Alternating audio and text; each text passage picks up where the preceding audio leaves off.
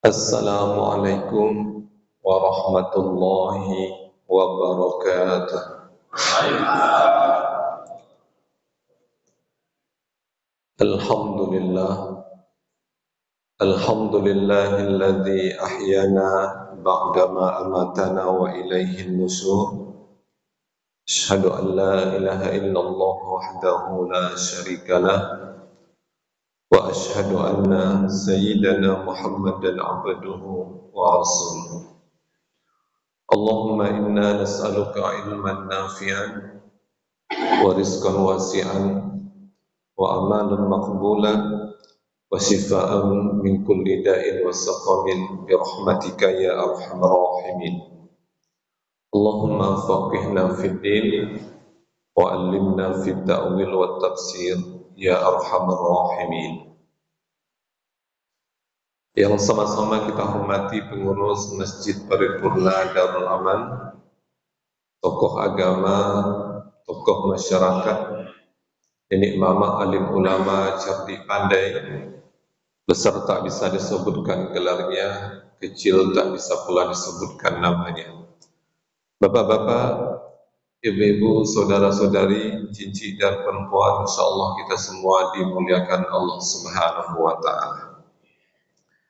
Bersyukur kita kepada Allah dengan mengucapkan alhamdulillahi rabbil alamin.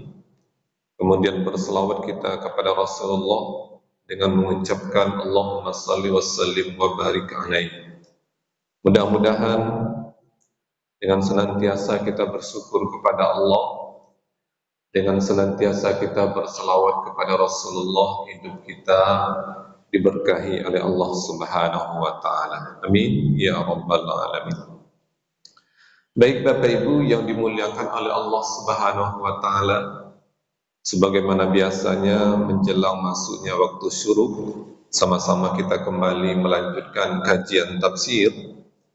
Pada subuh ini kita akan coba mengupas firman Allah Subhanahu wa taala, tepatnya dalam surat An-Nas ayat 1 sampai nanti selesai ke ayat 6 insyaallah.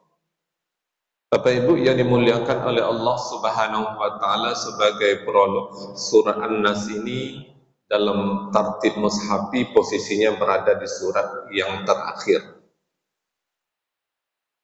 Jadi dalam kajian ulumul Quran ada namanya tartib mushafi, ada namanya tartib nuzuli. Tartib mushafi itu maksudnya secara tertulis di mushaf, surat ini berada di surat yang terakhir. Seperti yang kita sampaikan di kajian sebelumnya, surat Al-Fatihah itu posisinya tertulis di surat pertama dalam Al-Quran, namanya tartib mushafi. Tapi ingat, apakah surat Al-Fatihah yang pertama kali turun? Tidak. Apakah surah An-Nas yang terakhir turun? Tidak. Kalau berbicara surat pertama kali turun dengan terakhir turun, namanya tartib nuzuli. Oke? Nah, jadi ini harus kita pahami.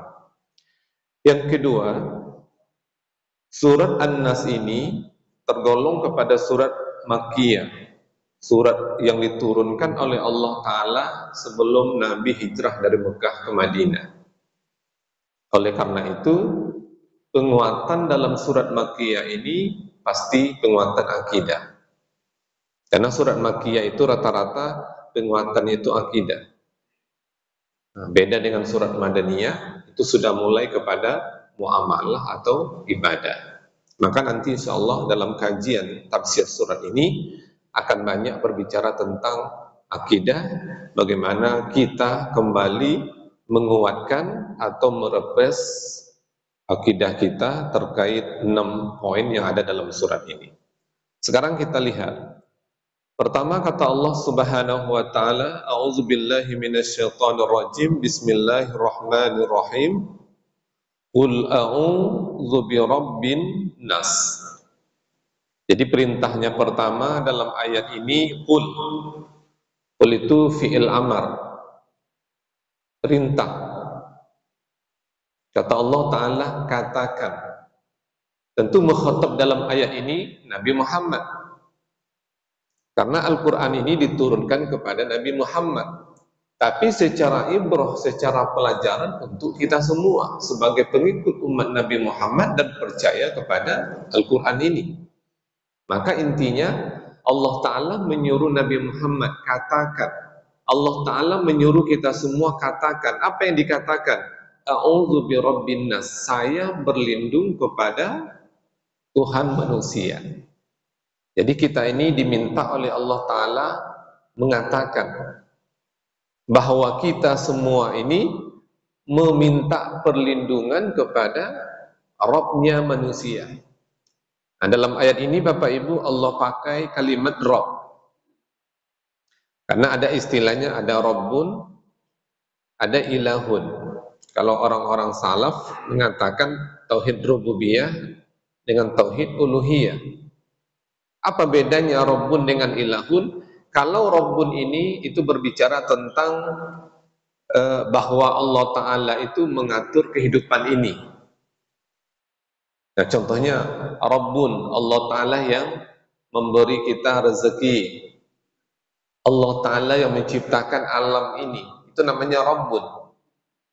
Tapi kalau Ilahun, bahwa Allah Ta'ala itu yang berhak kita sembah. Nah, jadi ini Allah mulai dengan kalimat Rabbun Nas. Allah Ta'ala lah yang menciptakan atau yang mengatur manusia ini. Nah, maka kembali kita ingatkan bahwa dalam ayat pertama ini penguatannya bahwa Allah Subhanahu wa Ta'ala Rabbun Nas, Tuhan manusia yang mengatur, yang membimbing, yang memberikan segalanya kepada manusia. Bapak Ibu yang dimuliakan oleh Allah Subhanahu wa Ta'ala, itu poin yang pertama. Yang kedua, dalam ayat yang kedua, Malikin Nas. Jadi berbeda Pak. Kalau dalam surah Al-Fatihah ada juga kalimat Malik, Maliki Yaumiddin, dibaca dengan panjang, mat. Tapi dalam surah An-Nas ini nggak dibaca dengan mat, Malikin Nas. Kalau di dalam surah Al-Fatihah Maliki Yaumiddin. Apa bedanya? Kalau dibaca dengan panjang Maliki Yaumiddin, berarti maknanya itu Allah yang memiliki hari kiamat. Tapi kalau dibaca dengan tidak panjang seperti dalam surah An-Nas Malikin Nas, berarti maknanya itu adalah bahwa Allah Ta'ala itu rajanya manusia. Jadi di sini menjelaskan kepada kita bahwa yang namanya Allah Ta'ala dialah raja manusia, sultannya manusia itulah Allah Ta'ala. Nah, ini juga memberikan penguatan kepada kita bahwa alam semesta ini termasuk manusia sebagai makhluk yang berada di alam semesta ini, semuanya itu adalah bawah kepemimpinan Allah Ta'ala. Allah yang rajanya, Allah penguasanya. Alam semesta ini termasuk manusia ini penguasanya juga Allah Subhanahu wa Ta'ala. Oleh karena itu Bapak Ibu yang dimuliakan oleh Allah Ta'ala, yang mengatur semua syariat ini Allah Ta'ala, yang membuat undang-undang ini juga Allah Ta'ala, peraturan-peraturan termasuk hukum-hukum agama itu juga Allah Ta'ala.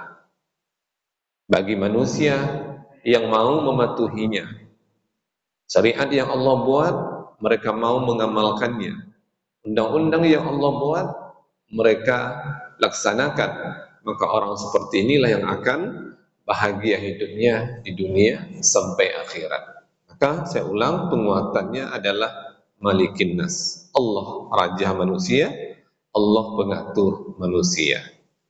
Bapak Ibu yang dimuliakan oleh Allah Subhanahu wa Ta'ala. Kemudian kita highlight ayat yang ketiga. Kata Allah Subhanahu wa Ta'ala, Ilahin Nas.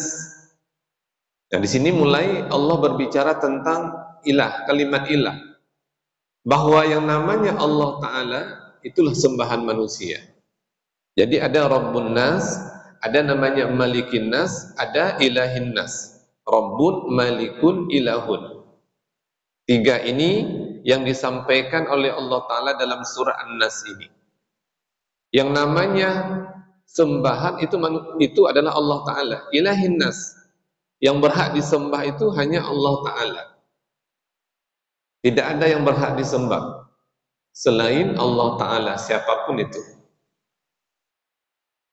Jadi tidak boleh menyembah selain Allah Ta'ala. Kalau dahulu orang menyembah berhala, menyembah api barangkali. Kalau sekarang udah jarang orang. Banyak yang orang sembah, kadang-kadang pekerjaan yang dia sembah, hartanya yang disembahnya, termasuk syahwat dan hawa nafsunya yang disembahnya. Enggak boleh.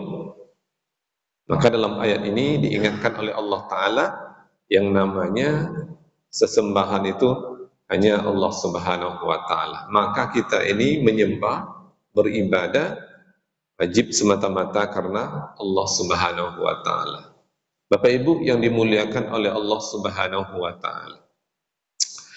Kemudian kita lihat coba ayat yang keempat. Min syarril waswasil khannas. Dalam ayat ini Allah Ta'ala juga mengajak kita semua bahwa kita diminta oleh Allah Ta'ala berlindung kepada Allah Ta'ala. Dari apa kita disuruh oleh Allah Ta'ala berlindung kepada Allah Ta'ala? Min syarril waswasil khannas, dari kejahatan yang dibisikkan secara sembunyi. Saya baca tafsir Al-Azhar subuh tadi dikarang oleh Buya Hamka. Beliau artikan ayat ini, kita sebagai manusia harus berlindung kepada Allah Ta'ala dari segala kejahatan, yang mana kejahatan itu punya peluang. Oleh karena itu jangan sampai kita terjerumus dengan peluang itu. Maka di sini Bapak Ibu yang dimuliakan oleh Allah Ta'ala, kejahatan itu nanti akan bisa datangnya dari syaitan yang kerjanya senantiasa memberikan keraguan kepada kita, sengaja membisikkan kejahatan-kejahatan ke dalam dada kita. Atau juga nanti barangkali kejahatan itu akan datang daripada manusia. Makanya dalam ayat ini diajak oleh Allah Ta'ala minta perlindungan. Kalau sudah datang kejahatan, kalau sudah datang bisikan-bisikan, maka ingat, kembalikan perlindungan itu kepada Allah Ta'ala. Karena yang namanya hidup Bapak Ibu ini selalu ada, sudah menjadi sunnatullah, bahwa setan itu sengaja ada untuk membisikkan kejahatan-kejahatan ke dalam hati kita. Ketika bisikan itu datang, kita harus berlindung kepada Allah Ta'ala. Maka ayat ini dalam agama kita termasuk ayat-ayat terapi.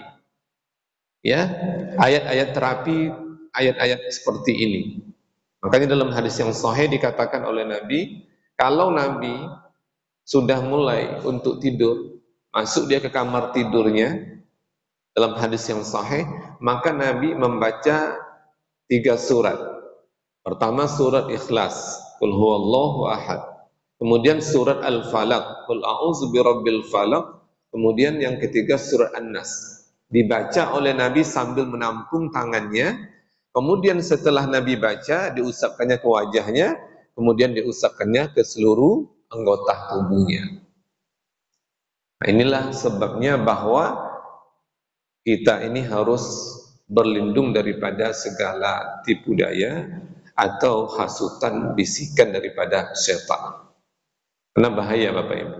Makanya setiap ada bisikan masuk, sudah langsung teringat ayat ini.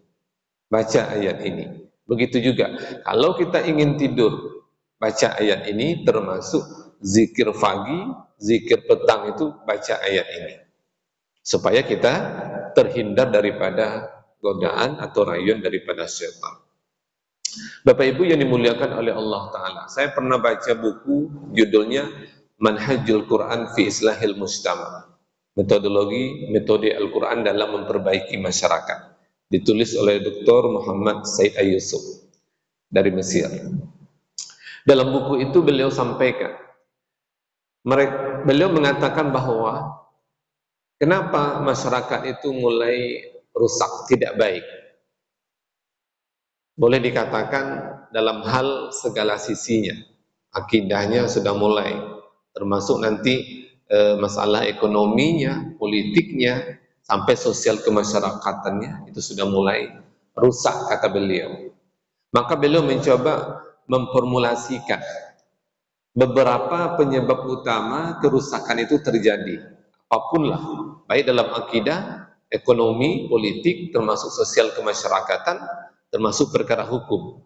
Kata beliau yang pertama itu penyebabnya itu al-i'rad an manhajillah. Ketika manusia berpaling daripada metode Allah Ta'ala, maka kerusakan akan datang dari segi manapun lah. Akidah kalau kita berpaling pasti rusak. Ekonomi kalau kita berpaling daripada metode Allah Ta'ala, ya pasti rusak ekonominya, termasuk politik sampai kepada hukum. Yang kedua beliau katakan ittiba'ul hawa. Penyebab rusaknya manusia itu karena mengikuti hawa nafsunya. Jadi kalau kita mengikuti hawa nafsu kita, Bapak Ibu, itu pasti ujungnya kita rusak dibuatnya. Makanya dalam agama itu nafsu itu terbagi tiga. Ada nafsu lawamah, nafsu ammarah, kemudian nafsu mutmainnah. Ketiga ini namanya nafsu. Tapi kalau kita baca Quran, yang Allah panggil itu kan nafsu mutmainnah. Ya ayyatuhan nafsul mutmainnah. Apa sebabnya? Nafsu mutmainnah ini mampu menenangkan dirinya. Dia tidak terikuti oleh bujukan rajuan daripada nafsu itu. Makanya disebut dengan nafsu mutmainnah. Tidak bisa lepas, Pak, kita punya nafsu. Tapi sejauh mana kita mampu menenangkan nafsu kita, itu yang paling penting. Tapi kalau kita nggak mampu, terus kita ikutin terus, inilah yang membuat kita rusak dibuatnya. Karena tuntutannya itu luar biasa. Bahkan nanti ujung-ujungnya sampai nanti melanggar aturan Allah Ta'ala karena mengikuti hawa nafsu ini. Maka pasti rusak. Masyarakat akan rusak, termasuk politik, ekonomi, dan termasuk diri kita akan rusak dibuatnya kalau nafsu itu yang kita perturutkan. Nah, kemudian yang ketiga beliau katakan makayidus syaitan. Penyebab masyarakat rusak termasuk segala aspek tadi itu karena mengikuti tipu dayanya syaitan, bujukan dan rayuan setan. Kalau kita sempat tergiur oleh bisikan, iming-iming atau rayuan daripada syaitan, binasalah kita. Pasti kita binasa, Bapak Ibu yang dimuliakan oleh Allah Ta'ala. Makanya dalam ayat ini Allah ingatkan kepada kita semua bahwa yang namanya bisikan dari syaitan atau dari manusia harus kita berlindung kepada Allah Ta'ala, harus kita minta perlindungan kepada Allah Ta'ala. Jangan sampai kita terikuti oleh rayuannya, terbujuk oleh tipu dayanya. Jangan. Apa sebabnya? Membuat kita akan binasa. Hari ini Bapak Ibu yang dimuliakan oleh Allah Ta'ala, ada namanya penyakit mental, namanya insecure atau anxiety. Dalam psikologi ini namanya gangguan mental. Banyak orang hari ini, Pak, cemasnya berlebihan, Pak.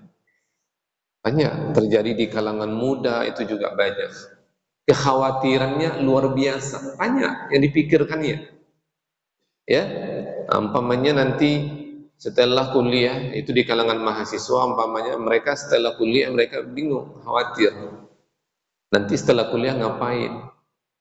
Kerja kemana? Khawatir, Pak. Ya, itu namanya insecure, gangguan mental. Nah, sampai nanti barangkali juga di masyarakat akan terjadi macam-macam. Kekhawatirannya berlebihan, khawatir tidak bisa hidup. Banyak orang juga tidak mau menikah. Apa sebab? Khawatir, berlebihan. Dia takut menikah, nggak bisa gitu, nggak siap gitu, nggak sanggup, berbagai macam. Nah, ini namanya termasuk gangguan daripada syaitan, penyakit was-was yang selalu dibisikkan oleh syaitan kepada diri kita. Nah, kiri kanan itu, Pak, bagaimana cara syaitan membisikkan kepada kita itu di semua sisi masuk. Itu hebatnya syaitan ini. Tidak bisa dari kanan dia pindah ke kiri, tidak bisa dari atas dia pindah ke bawah, Pak. Pokok yang namanya syaitan berupaya terus mencari celah bagaimana kita tergiur dibuatnya. Nah, makanya harus pakai rumus ini. Kalau ada mulai kekhawatiran itu, gangguan itu, bisikan itu, maka cepat ambil perlindungan kepada Allah Subhanahu wa taala. Minta. Jangan sampai diikutin. Bahaya, Pak. Makanya banyak orang kadang-kadang tergiur, ya, gangguan mental. Apa sebabnya tadi? Diikutinnya tipu daya daripada syaitan. Ini nauzubillahi min dzalik, ya. Ini bahaya sekali. Bapak Ibu yang dimuliakan oleh Allah Subhanahu wa taala. Nah, kemudian Bapak Ibu yang dimuliakan oleh Allah Subhanahu wa taala, allazi yuwaswisu fi sudurin nas. Bagaimana setan membisikkan kejahatan kepada diri manusia? Kata Allah Subhanahu wa taala, dibisikkannya di dalam hati manusia. Jadi di dalam pikiran ini dibisikkannya apa? Makanya kita kadang-kadang timbul pikiran seperti ini gitu. Padahal kita nggak ada ngapa-ngapain, tapi kok timbul gitu. Timbul kekhawatiran, timbul was-was, keraguan, ya. Timbul barangkali dengki, hasad gitu. Dari mana datangnya? Kita nggak tahu. Itulah kerjanya setan yang membisikkan dari dalam. Itulah kerjanya terus. Setiap peluang itu ada, dia masuk. Makanya khannas itu kata Buya Hamka, peluang. Setiap ada peluang, dia masuk. Oleh karena itu kita jangan kasih ruang itu, supaya setan ini tidak bisa membisikkan ke dalam hati kita. Makanya dalam agama kita disuruh, Pak, selalu berzikir, ibu-ibu, supaya jangan ada ruang untuk setan menggoda atau merayu kita. Makanya isi dengan zikir terus. Beruduk, kemudian berzikir, lakukan kegiatan-kegiatan positif, supaya ruang ini tidak ada. Nah, termasuk dalam agama kita disebutkan. Nah, contohnya kalau sudah azan, itu setan lari. Karena dia takut. Kalau kita baca Quran, setan lari, Pak. Itu sebab apa? Karena dia takut. Makanya ruang itu jangan diberi. Isilah waktu-waktu kita ini dengan hal yang positif. Berzikir, baca Quran umpamanya. Nah, sehingga ruang untuk setan membisikkan kepada kita nggak ada. Karena setan itu mencari peluang, Pak. Kalau ada peluang dia masuk. Begitu seterusnya. Tapi kalau peluang itu kita tutup, tidak ada kita berikan ruang, tentu dia nggak bisa masuk. Nah, ini hebatnya setan ini, ya. Maka saya katakan, beliau ini, setan ini, cara membisikkan kepada manusia melalui hati kita, pikiran kita, kemudian dia mencari ruang. Setiap ada peluang, dia masuk. Selalu masuk. Maka saya bilang, kalau peluangnya ada di kanan, dia akan masuk di kanan. Kalau tidak, di kiri dia masuk. Nah, begitu juga, kalau tidak juga dari atas. Kalau tidak ada peluang, dari bawah. Begitu seterusnya. Pokoknya dia selalu muter-muter itu, Pak. Mencari peluang itu. Nah, tinggal lagi kita, jangan sampai beri peluang itu. Ya, supaya kita tidak terayu atau terbisik oleh setan laknatullah ini. Bapak Ibu yang dimuliakan oleh Allah Subhanahu wa taala. Dan sudah jelas dalam agama kita bahwa yang namanya setan itu musuhnya kita. Bahkan dalam Al-Qur'an dikatakan oleh Allah taala, "Wa kadzalika ja'alna likulli nabiyyin aduwan." Seluruh nabi ini, Bapak Ibu, itu semuanya punya musuh. Siapa musuhnya? Setan. Siapapun itu. Nabi Adam sampai ke Nabi Muhammad semua punya musuh. Musuhnya setan. Karena itulah fitrahnya kehidupan. Kalau tidak ada setan, Pak, gimana kira-kira hidup ini, Pak? Lurus saja, betul enggak? Makanya ada itu, apa sebabnya? Hidup ini kan ujian. Kalau tidak, kan tidak ada tantangannya, Pak. Betul enggak, Bu? Nggak ada bisikan, nggak ada rayuan. Iya kan? Nah, tapi kan dalam agama kita paham hidup ini adalah ujian. Makanya ujiannya itu satu di antaranya adalah bisikan daripada setan. Sejauh mana kita mampu memanage atau menjaga diri kita supaya kita tidak terayu. Itu yang namanya kehidupan. Itulah ujian. Maka kita harus berlawan terus. Ya, nah, jangan sampai dia mengalahkan kita, tapi harus kita yang mengalahkannya. Makanya nggak akan bisa kita lepas daripada bisikan atau gangguan atau rayuan daripada setan. Tinggal lagi bagaimana kita tidak memberikan peluang kepadanya, begitu juga bagaimana kita bisa menangkis tipuan atau rayuan atau was-was yang ditawarkan oleh setan tersebut. Bapak Ibu yang dimuliakan oleh Allah Subhanahu wa taala. Nah, kemudian Bapak Ibu yang dimuliakan oleh Allah taala, di ayat ke-6 Allah ulang, Allah beri penjelasan yang jelas. Minal jinnati wan nas. Ini contoh konkret. Yang menipu manusia, yang selalu membisikkan manusia itu, setan itu rupanya dua. Pertama, minal jinnah, dari jin. Ini namanya makhluk halus, kita nggak nampak. Makanya saya bilang dari awal tadi, kok tiba-tiba muncul pemikiran itu. Tiba-tiba kok muncul kekhawatiran itu. Kenapa muncul? Dengki itu kenapa muncul? Iri hati itu kenapa muncul? Hayalan itu kenapa muncul? Padahal orangnya nggak ada gitu, nggak ada di sekitar kita. Ini bisikan daripada jin, makhluk halus, nggak nampak, rupanya nggak nampak, Pak. Tapi bisa kita rasakan bagaimana pengaruhnya.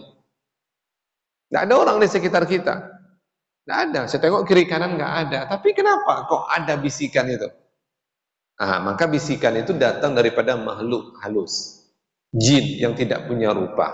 Tapi bisa kita rasakan bagaimana mereka ini membisikkan atau menipu kita semua. Ini bahaya sekali.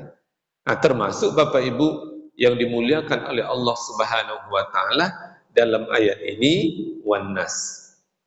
Termasuk yang membisikkan itu, yang menipu itu termasuk dari kalangan manusia. Jadi kita dalam ayat ini termasuk juga kepada kelompok orang-orang yang selalu membisikkan keburukan-keburukan. Ya, syaitan yang nyata itu makhluk kasarnya manusia. Apa sebabnya dikatakan syaitan yang nyata? Karena perangainya itu mirip dengan syaitan. Nauzubillah. Ya. Nah, mengajak orang melakukan yang buruk, membuat orang ragu-ragu, menipu orang, itu kan wataknya setan. Makanya di sini dikatakan oleh Allah Ta'ala, ada rupanya dari manusia, yang secara fitrahnya manusia, makhluknya manusia, tapi perangainya warisannya daripada setan. Nauzubillah. Selalu memberikan tipu daya kepada manusia, membisikkan hal-hal yang tidak baik kepada manusia, mengajak manusia untuk terjerumus ke dalam hal yang tidak baik. Dan itu bisa kita rasakan Bapak Ibu yang dimuliakan oleh Allah Ta'ala dalam kehidupan nyata. Makanya ada manusia kadang-kadang dibawanya kita ke hal yang tidak baik. Ya Bu ya, kan ada ya. Hanya itu bukti nyatanya. Yang dikatakan oleh Allah Ta'ala ini benar. Ada manusia dibisikkannya ke telinga kita yang tidak baik. Nah, ini nampak langsung. Yang diginikan ya. Ibu biasanya lebih paham. Nah, diiming-imingnya seperti ini, dibuatnya kita khayalan, dibuatnya kita khawatir, dibuatnya kita takut. Inilah kerja setan yang selalu mengusik manusia, karena setan ini Bapak Ibu, dia tidak sudi masuk ke dalam neraka itu dari golongan mereka saja. Oleh karena itu dia ingin mencari kawan untuk bersama-sama terjerumus ke dalam kesesatan, sehingga nanti bersama pula dengan mereka di dalam neraka Allah Ta'ala. Na'udzubillah. Itu kerjanya. Dia mencari lawan, mencari kawan. Maka kita jangan sampai ikut terpedaya oleh setan laknatullah ini.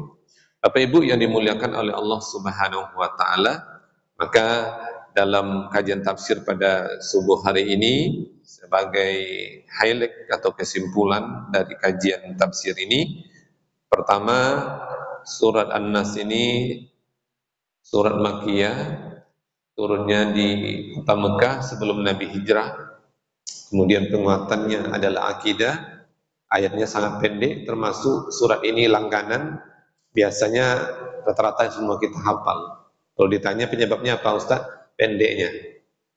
Kemudian konten yang di dalamnya penguatan akidah, ada 3 yang harus dipahami baik-baik. Pertama, Rabb, bahwa Allah Ta'ala ini yang mengatur alam semesta, ya, dan ini menambah keimanan kita kepada Allah Ta'ala, yang memberikan rezeki Allah Ta'ala, yang mengatur alam semesta ini Allah Ta'ala, yang mendidik manusia itu juga Allah Ta'ala. Itu namanya Rabb, penggunaan kalimat Rabb. Kemudian yang kedua, kalimat Malik. Malik ini adalah raja manusia. Jadi yang menguasai manusia itu Allah Ta'ala. Nah, oleh karena itu kita harus tunduk kepada kerajaan Allah Ta'ala. Segala syariat, aturan, undang-undang yang dibuat oleh Allah Ta'ala, tugas kita cukup menaatinya saja. Kalau kita taati, kita akan bahagia dunia akhirat sebagaimana yang kita inginkan. Rabbana atina fid dunya hasanah wa fil akhirati hasanah wa qina azabannar. Maka caranya ikuti, karena Allah itu raja atau penguasa alam semesta, termasuk penguasa manusia. Nah, kemudian yang ketiga, ilahun, fungsikan bahwa sembahan itu hanya kepada Allah Ta'ala. Ibadah apapun yang kita lakukan, apapun bentuknya, maka harus tertuju kepada Allah Ta'ala. Makanya tidak ada yang berhak disembah. La ilaha illallah, la ilaha ma'budun bihaqqin illallah. Tidak ada sembahan yang hak, yang benar untuk disembah kecuali Allah Ta'ala. Artinya apa? Ada orang melakukan sesembahan bukan kepada Allah Ta'ala. Seperti yang saya katakan di awal, ada yang menyembah api, menyembah berhala, tapi sesembahan itu kan tidak benar. Makanya makna kalimat la ilaha illallah itu ditafsirkan oleh ulama, la ilaha ma'budun bihaqqin illallah. Tidak ada yang berhak disembah dengan benar kecuali Allah Ta'ala. Jadi kalau ada orang menyembah selain Allah Ta'ala, ya berarti sembahan itu enggak benar. Nah, tapi dalam agama kita yang berhak disembah, yang benar itu, yang berhak disembah itu hanya Allah Subhanahu wa Ta'ala. Oleh karena itu, muarakanlah sesembahan itu semuanya kepada Allah Subhanahu wa Ta'ala. Nah, kemudian yang terakhir yang harus kita kembali ingatkan bahwa hidup ini penuh ujian. Jadi kata Buya Hamka, ayat ini interaksi sosial nyata manusia dalam hidup ini tidak mudah. Ya, dalam hidup bermasyarakat juga tidak mudah.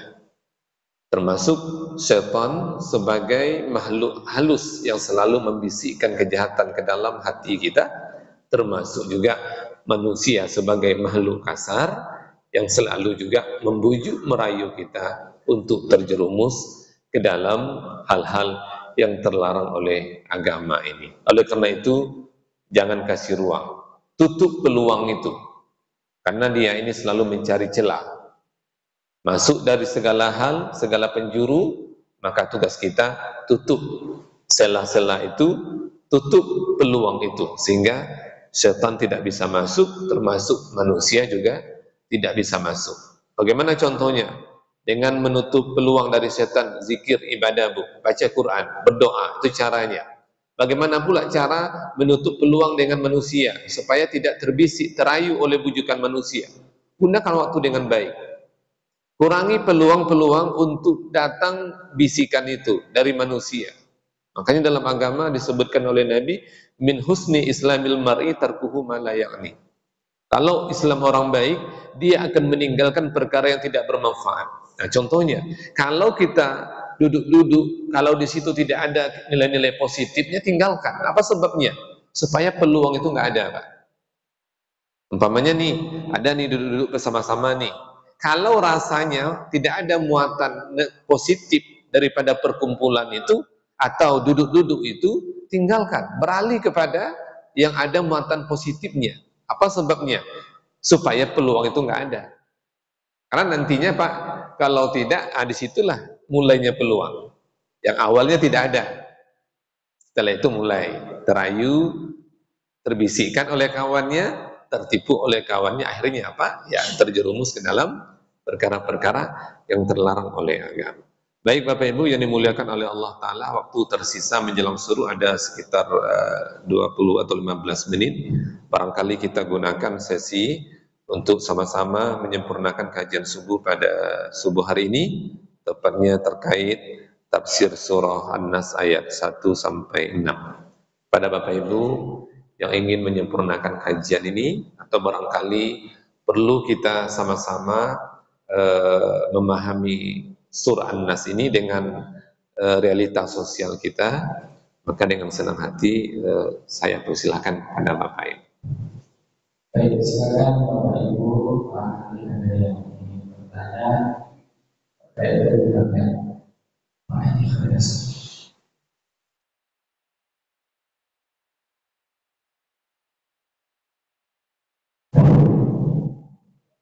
Terima kasih Pak Ustaz. Ya, mas. Saya ingin menanyakan lagi, jangan kita sampai sibuk dengan cinta. Iya. Kalau tadi Ustaz katakan kita berbuat saja yang positif. Iya. Cuma saya ingin bertanya, kita lihat mampu kita berdoa ini ini kan luar biasa. Iya. Kejahatan yang sama. Iya. Jadi setan ini setahu saya ya Ustaz, kalau setahu saya pernah mengatakan bahwa setan ini ada yang mati, dia berulang terus. Iya. Nah kalau ketika tadi banyak jumlah manusia, berapa jumlah manusia? Iya. Dia kira saya kira apakah jalan untuk melakukan dan harus kita tempuh, dan jangan sampai kita di dalam dari ini. Karena kita ada kita dengar apa juga. Karena manusia ini kan kiranya dengan terus. Dari yang lainnya mungkin banyak ya. Setelah jalan ini ya, dan dia jadi kita saya sekarang makin banyak yang sekarang. Luar biasa. Yang benar jadi salah, yang salah jadi benar. Kebatilan itu, nah bagaimana kita kenal lawannya? Karena ini kita kunci Assalamualaikum. Waalaikumsalam warahmatullahi wabarakatuh. Baik, ini dari Pak Herunas ya, kayak orang tua kita, guru kita, yang beliau sampaikan itu realita, fenomenanya bisa kita lihat. Jadi makhluk Allah Ta'ala ini, setan itu juga sama dengan manusia, dia juga berkembang ya, berkembang, manusia juga berkembang, dia juga berkembang. Kalau kita lihat hari ini, kejahatan itu semakin banyak. Dulu juga ada kejahatan, cuman sekarang itu kenapa kita lebih melihat kejahatan itu lebih banyak, karena kita didukung oleh media, Pak. Ya, mungkin kita di rumah sambil ngopi pagi, nonton televisi, beritanya kriminal juga. Nanti baca media sosial Facebook, umpamanya, kemudian baca pula Twitter, WhatsApp, Instagram, juga banyak juga yang diedarkan orang. Nah, termasuk realitanya mungkin di depan mata kita atau di sekeliling kita menemukan kejahatan itu. Dan memang iya, pembunuhan di mana-mana terjadi. Kayaknya tidak ada nyawa manusia hari ini, tidak ada artinya begitu. Padahal dalam agama, nyawa ini sangat besar. Itulah sebabnya ada hukum qisas dalam agama kita. Termasuk maqasid syariat itu, hifdzun nafas, memelihara manusia. Maka nggak boleh membunuh manusia, nggak boleh kalau tidak ada alasan yang dibenarkan oleh agama. Tapi sekarang itu Pak, na'udzubillah, nggak ada harga nyawa. Sama dengan ayam, dengan binatang. Makanya kriminal terjadi di mana-mana. Nah, kejahatan itu terjadi kontribusi daripada setan, seperti yang saya katakan di awal. Ditipunya kita, dirayunya kita, dimasukkannya subhat, keraguan, dengki, hasad, dan segala macamnya ke dalam hati kita. Akhirnya kita tidak pula bisa melawannya, kita tidak pula menentangnya. Akhirnya tentu terjerumus Termasuk juga barangkali adu domba dari setan yang bermakhluk kasar seperti manusia. Dia pula yang sebagai provokatornya. Terjadilah kejahatan karena manusia yang memprovokasinya. Ini juga sering kita lihat. Makanya provokator itu kan setan sebetulnya. Makanya na'udzubillah, jangan sampai kita ikut pula provokator sebagai provokator, terutama untuk hal yang tidak baik. Itu adalah bagian daripada setan yang harus kita jauhi. Nah, solusinya bagaimana? Pertama itu Bapak Ibu, dalam ayat ini kan jelas. Kita nggak akan bisa Bapak Ibu menghilangkan bisikan dan rayuan setan, itu nggak akan bisa. Ini kan saya katakan tadi, ujian hidupnya seperti ini. Ada yang baik, ada yang buruk. Itu selalu ada dalam diri kita. Nggak akan bisa. Makanya saya katakan di awal, kalau setan nggak ada, bagaimana kehidupan ini? Itu makanya. Jadi setan ini sengaja datang, sengaja hadir untuk menguji kita. Terjerumus apa tidak kita? Kalau kita terjerumus, berarti kita kalah. Kalau tidak, berarti kita menang. Kita harus jadi pemenang, jangan menjadi orang yang kalah. Makanya kita harus berlindung terus. Maka treatmentnya itu dalam ayat ini, pertama, setiap ada bisikan itu, langsung Bapak Ibu berlindung kepada Allah Ta'ala. Bacalah kalimat ta'awuz, Pak. Auzubillah, itu yang pertama yang kita lakukan. Umpamanya nih, duduk-duduk, tahu tiba bisikan, Pak. Bisikan ini udah jelas nggak baik, udah langsung Ibu katakan auzubillahi minasyaitonir rajim, berlindung kepada Allah Ta'ala. Itu yang harus kita lakukan pertamanya, Pak. Setiap mulai bisikan yang tidak baik ke dalam diri kita, baik dari setan atau dari manusia, langsung katakan auzubillahi minasyaitonir rajim. Jadi kalau ada manusia bisik ke kita, baca auzubillahi minasyaitonir rajim, jangan pula marah. Ibu ya, ini Ustaz, ini Bapak nih baca pula auzubillahi minasyaitonir rajim, berarti kita cerminan dari setan. Karena kerja kita sama dengan kerjanya setan. Ini baca aja. Ya. Ini saya nggak setan, Pak, kata dia. Nah, coba baca tafsir surah An-Nas bilang. Kami ngaji subuh di Masjid Darul Aman. Setan itu bisa jin, bisa manusia. Makanya kalau datang bisikan, baca aja. Itu yang pertama, yang dibaca pertama ta'awuz. Ya, auzubillahi minasyaitonir rajim.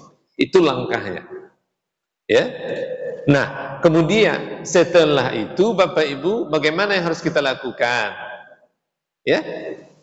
Mulai tinggalkan bisikan itu, beralih kepada hal yang positif. Jadi jangan mendung-mendung juga, Bu. Ya, ini Ibu banyak juga mengeluh, Pak Ustadz, kami di rumah terus bosan barangkali. Apa bosannya? Ibu tidak punya kreativitas. Barangkali makanya Ibu bilang bosan di rumah. Gak ada kesibukan. Kesibukan apa? Di rumah itulah yang paling banyak kesibukan. Betul nggak, Bu? Betul. Ibu rumah tangga itu menyenangkan kalau aktif, kalau kreatif. Tapi kalau tidak, pending Pak Ustadz, anak-anak semua ada sekolah, semua ada di rumah. Suami kerja, tinggal saya sendiri. Ya kalau Ibu menung-menung, tentu iya. Apa? Oh, Masya Allah. Itu luar biasa. Berarti Ibu sini luar biasa, kreativitasnya ada. Nah, saya banyak, Ibu bilang penting Pak Ustadz, anak-anak ada besar semua, ada di rumah. Ada yang sudah punya keluarga semua, ada yang sudah mondok semua, nggak ada Pak Ustadz, tinggal saya sama suami. Nah, suami saya pergi pagi, pulang sore, tinggal saya sendiri Pak Ustadz, bingung saya. Bingungnya apa tadi? Kalau Ibu tuh nggak mengerti, kalau dia mengerti Pak, nggak ada, itu kata Ibu tadi, nggak ada berhentinya Pak Ustadz di rumah tuh. Banyak kreativitas yang harus dibuat. Baca Quran, Masya Allah. Anak nggak ada, coba baca Quran. Baca zikir, menjelang suami datang, pulang. Luar biasa. Itu dia. Jadi alihkan terus, Pak. Kalau sudah mulai bisikan itu sudah, alihkan. Berarti pindahlah. Jangan situ aja. Kalau tidak nanti akan terjerumus. Ya. Nah, itu caranya. Jadi mulai dengan auzubillah, baca ta'awuz, karena itulah cara yang diajarkan oleh Nabi supaya setan itu lari. Kemudian setelah itu lakukan hal yang positif. Makanya kadang-kadang dalam agama nih Pak, kalau udah hilang juga bisikan itu, Bapak pergilah berzikir. Nah ya, bacalah Quran, ambil langsung Pak. Ini Pak Ustadz, hayalan saya ini ada terus, macam-macam hayalan tuh. Kadang-kadang tak kemana-mana dia bawa pikiran kita. Ini tuh saya bilang penyakit hari ini tuh banyak. Udah baca Quran Pak, cepat. Atau zikir. Ambil wudhu, baca Quran, baca zikir. Atau kalau tidak, buatlah kegiatan apapun yang positif. Kamanya Ibu buat tak buat kue tak apa ya, menjelang suami pulang supaya pikiran itu kosong. Ya, jangan sampai kita tetap seperti itu. Itu nanti bisa terjerumus ya. Nah, itu dia caranya, Pak. Kemudian yang saya ingatkan juga, dalam hari-hari kita amalkan ayat ini. Makanya saya bilang Nabi, Pak, selalu dibacanya ayat ini, Pak. Zikir pagi dan petang dibaca ayat ini. Termasuk menjelang tidur pun kita harus membaca ayat ini supaya kita tidak terayu atau tergoda oleh rayuan setan. Ya, jadi kalau menghilangkan itu nggak akan bisa, Pak. Halusinasi itu akan ada, cuman sejauh mana kita mampu. Itu aja Pak. Insecure itu akan ada, kekhawatiran itu kan jelas ada dalam hidup ini. Itu kan ujian hidup. Wala nabluwannakum bisyai'im minal khaufi wal ju'. Itu kan jelas Pak. Ujian hidup.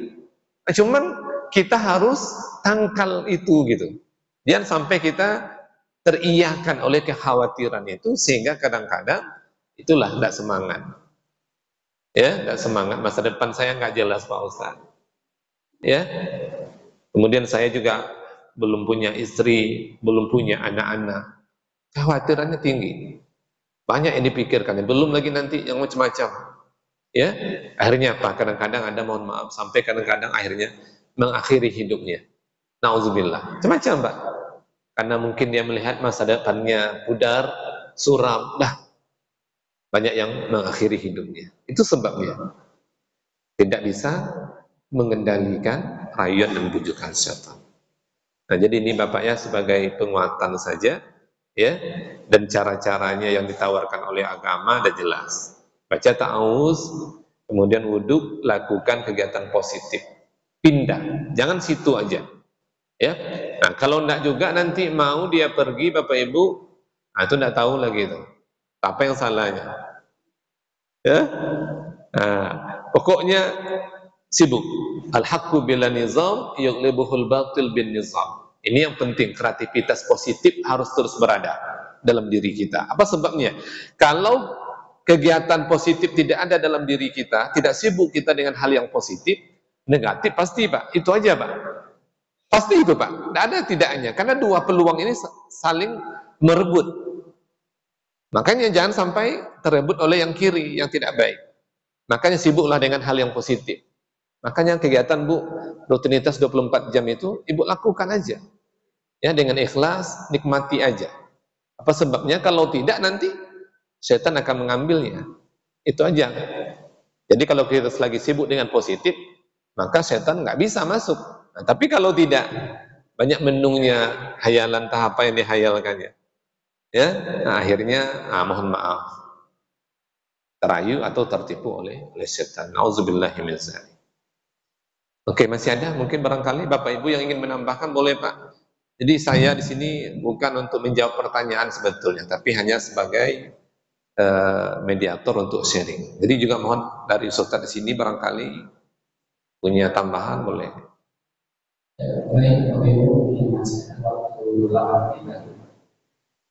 Atau Ibu yang di belakang barangkali ya.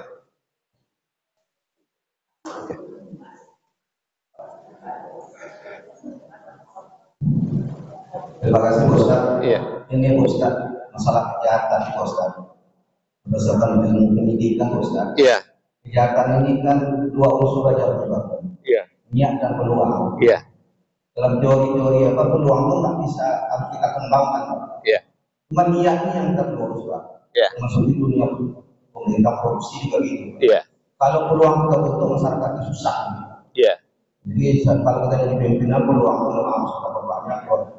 Kegiatan walaupun 20 miliar 1 triliun, tapi niat awal kita rencana itu tidak akan melakukan kegiatan insya Allah selamat.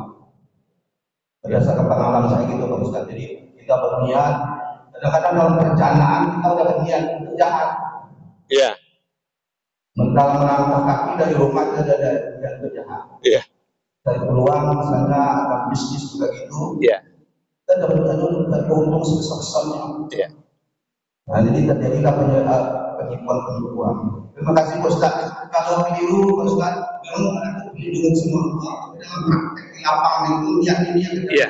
Oke. Terima kasih. Assalamualaikum warahmatullahi wabarakatuh. Assalamualaikum warahmatullahi wabarakatuh. Ini luar biasa Pak ya. Tapi perlu kita ulang kembali konsep ini dan kita matangkan kembali. Dalam agama jelas Pak ya, innamal a'malu binniyat. Dan ini menarik, kalau kita baca kitab Sahihul Bukhari, beliau meletakkan hadis pertama itu dalam kitabnya bab niat. Coba, apa sebabnya? Puncak segalanya Pak. Gak berbicara sholat dulu, gak berbicara zakat, gak berbicara puasa, enggak. Silakan kita rujuk kitab Sahihul Bukhari. Saya baca apa sebabnya. Semua itu muaranya di sini. Salat itu intinya di niat. Puasa itu intinya di niat, termasuk zakat itu intinya di niat. Jadi memang yang disampaikan oleh Bapak tadi memang betul. Makanya kita harus meluruskan niat kita dari awal.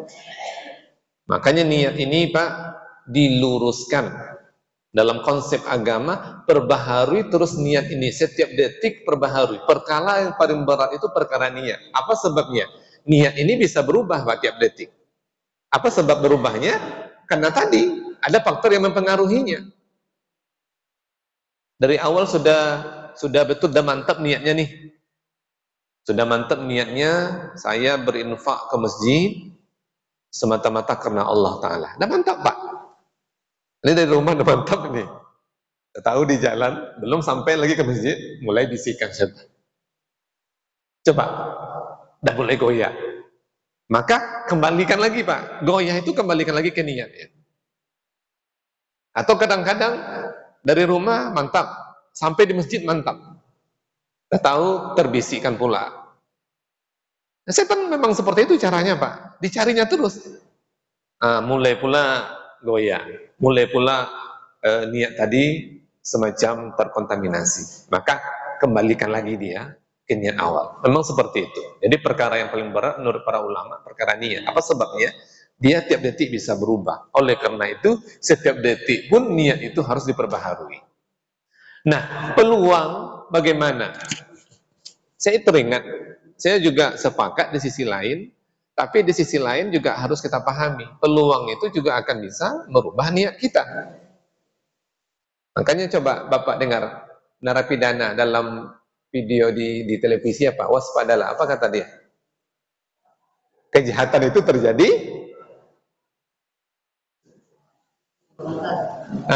bukan karena niat, tapi karena ada kesempatan. Saya juga mengkritik statement ini juga. Kalau tidak ada niat, macam mana kejahatan bisa terjadi? Makanya niat dan peluang itu dalam teori Pak punya pengaruh. Nggak bisa.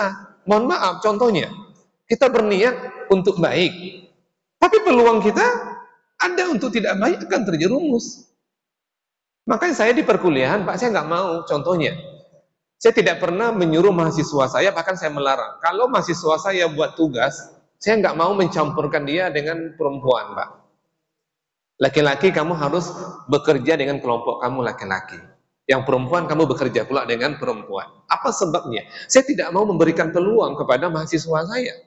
Niatnya nggak ada Pak. Kami diskusi aja Pak Ustaz.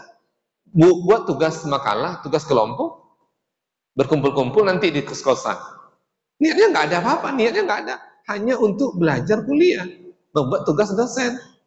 Tapi nyata di lapangan coba, PRT kebingungan kan? Iya kan enggak Pak? Jam 10 mahasiswa masih banyak juga di rumah kos-kosan, dan juga keluar. Tujuannya membuat tugas kuliah. Maka saya katakan, kalau saya, niat dan peluang itu sejalan. Memang sumber utamanya di niat. Ya, kalau niat sudah oke. Tapi peluang bisa berubah, Pak. Ya, niatnya nggak ada, saya nggak ada Pak, niat korupsi awalnya, nggak ada niat korupsi, tapi duit ada. Itu enggak, itu contohnya. Atau kalau peluang pun ada, kalau niatnya bagus nggak akan mau juga. Makanya orang juga bisa, Pak. Apa yang tidak kan? Nah, di sekelilingnya duit semua. Nah, tapi karena niatnya mantap, nggak tercemar oleh peluang itu. Tapi juga banyak sebaliknya, Pak. Awal nggak ada niat, tapi karena peluang ada, terjerumus. Makanya niat dan peluang ini harus balance. Harus balance dalam keseharian kita. Ya. Nah, jadi ini yang disampaikan Bapak itu real. Niat kita itu yang paling utama.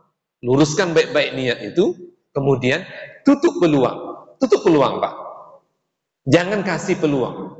Ya, makanya dalam agama itu memilih teman aja, Pak, disuruh kita memilih teman yang baik. Apa sebabnya?